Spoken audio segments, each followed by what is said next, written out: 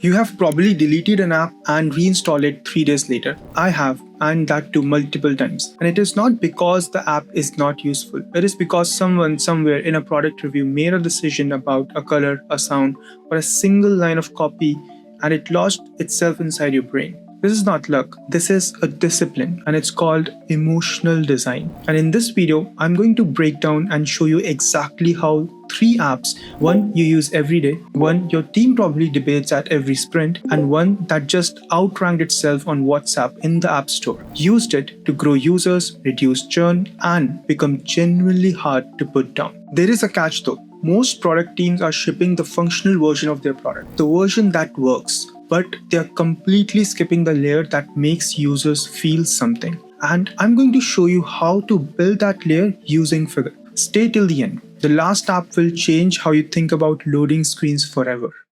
Here is the uncomfortable truth for every PM watching this. APIs are cheap and AI can scaffold a working product in hours. No-code tools exist for basically everything, which means your competitors have access to the exact same building blocks you do.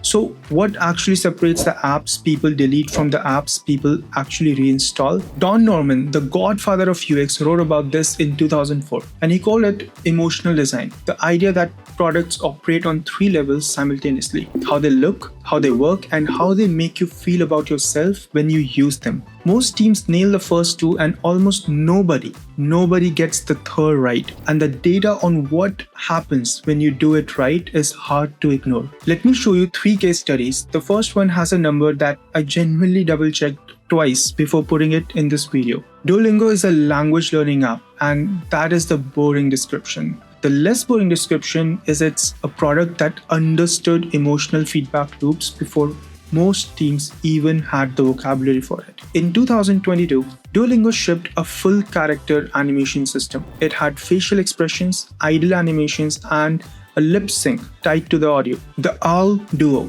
now reacts when you answer correctly and also looks disappointed when you miss a question. This is not cosmetic when you look at what happened to their numbers. In Q4 2022, Duolingo reported 16.3 million daily active users, and by Q1 2024, the number had reached 34 million. Active users more than doubled in roughly 18 months. Paid subscribers also grew by 57% in 2023 alone. Now, Duolingo would be the first to tell you the growth came from multiple things: new languages, better curriculum, smart marketing, and a lot more. But here is what their own CEO, Louis Von Ahn, has said this publicly. The delightful experience, including those character animation, is the one of the most primary reasons users stay engaged. Their data science team wrote an entire post about how they track emotional retention as a growth lever. But why does this work at the psychological level? When you get a green checkmark after a correct answer, your brain logs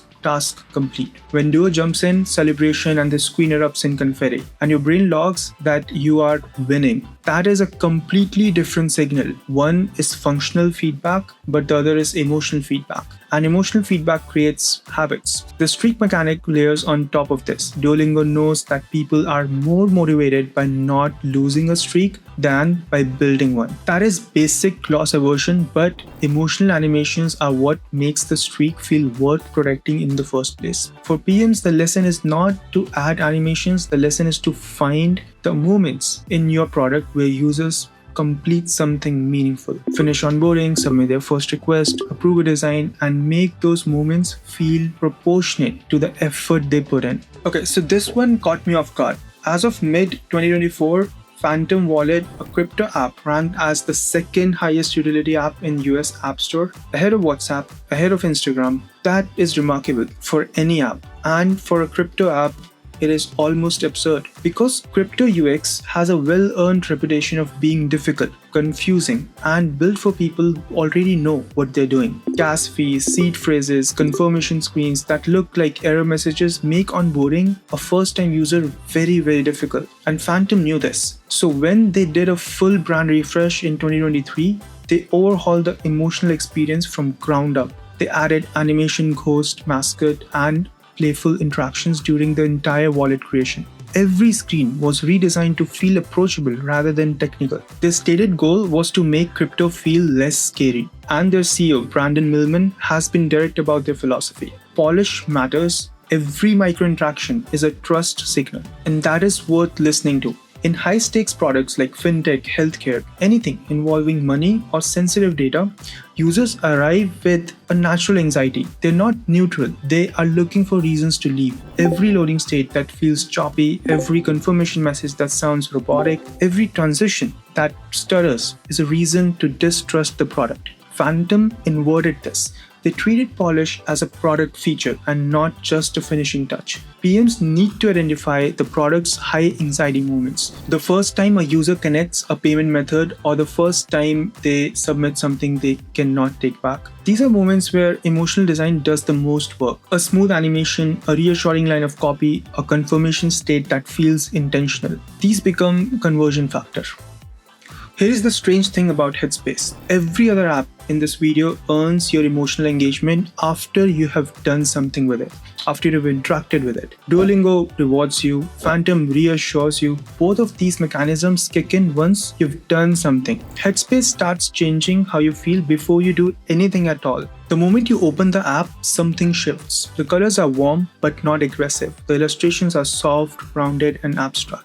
The typography is calm and there is no notification, no modal interrupts. Your first second and the loading transition takes longer than it needs to. The last one is not a bug. The standard mobile transition in the industry runs from 250 to about 300 milliseconds. Headspace uses transitions between 400 to 800 milliseconds with custom animation curves that emphasize the deacceleration. Entering a meditative session uses full 800 milliseconds. This is the motion design as emotional regulation, not UI feedback. The product is physically slowing your nervous system down before you have chosen what to listen to. The onboarding does this too. The first thing Headspace asks a new user to do is not to fill a full-blown form or choose a plan. It is a breathing exercise. Breathe in, hold, breathe out. You are 30 seconds into the app and it is already given you the product. The value proposition is not just described, it is delivered first time around. Their co-founder Andy has described the design intent as making it feel like your wisest, warmest friend is guiding you. Not a tutorial or not a funnel. Then there is constrained decisions that most people miss. Headspace rejected photography, realistic characters, and aggressive push notification timing. Every one of those decisions was filtered through a single question. Does this make the user feel calmer? And if the answer was no, it did not ship. The result is an app that has been downloaded over 85 million times and holds $3 billion combined valuation with Ginger Health and counts Google, LinkedIn, Adobe, and Starbucks among its enterprise partners. Most products design for users' current state. Headspace designs against it. Users arrive at the app anxious, distracted, overwhelmed, and the design's first job is to change that state and before asking them to do anything else. The question this creates for your product is what emotional state do your users arrive in? And what is your design actively doing about it in the first 30 seconds? The emotional feedback that we see in all of these products was not in the first version of any of these products. In every case, someone went back, looked at the product through a specific lens, and asked, where is this emotionally cold? That audit is genuinely difficult to run on your own product because you are too close to it. That we call a maker's bias. You have looked at the same screens too many times and the emotional friction becomes invisible. Figr's review design capability is built exactly for this. It runs a UX audit grounded in 200,000 plus real-world screen patterns with surfaces, usability frictions, accessibility gaps, and pattern inconsistencies even trained eyes stop seeing because they've been looking at the same product for months. You can point it at your Figma file, upload it screenshots, or use the Chrome extension to pull your live product directly. Then you ask where your Headspace moments are hiding. It will not write your design decisions for you, but it will show you clearly where it works. I said at the start, the Headspace engineering detail was the strangest thing I'd learned about product design in a while. Headspace makes its transitions deliberately slower than the industry standard because the slowness is the product. The delay is a design decision used to change users' psychology state. Most products use animation as feedback. Headspace uses it as a medicine. In the next video, I will walk you through how to break down your competitor's product using Figr to understand what they do right and also what they get wrong. If you've ever shipped a feature and watched the adoption number not move the way you expected, this one is for you. Figr link is below, and if you run UX reviews on your own product and it surfaces something unexpected, drop it in the comments. I want to see what it finds.